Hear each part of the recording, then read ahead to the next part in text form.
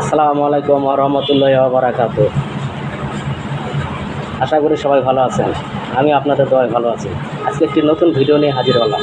তো ভিডিওটা শুরু করার আগে ছোট্ট একটি রিকোয়েস্ট, ভিডিওটা যদি ভালো লাগে একটি লাইক, শেয়ার এবং কমেন্ট করতে ভুলবেন না।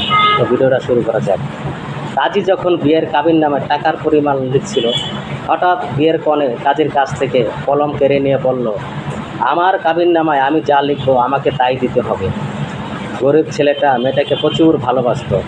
মেয়েটি যেটাই করলো সেটাই মেনে নিল, আর দরদ ভরা কণ্ঠে বলে উঠল, এমন কিছু লিখো না যা দেওয়ার সাধ্য আমার নেই। আমি গরিব হতে পারি, কিন্তু আমি কখনোই তোমাকে ছেড়ে যাব না। মেয়েটা ছেলেটার দিকে চোখ রাঙিয়ে টাকার জায়গায় টুকটুক করে ছেলেটার নাম লিখতে লাগলো, আর সবার সামনে চিৎকার করে বলে উঠল, যদি আমায় ছেড়ে কখনো চলে যাও তবে আমি কাবিননামা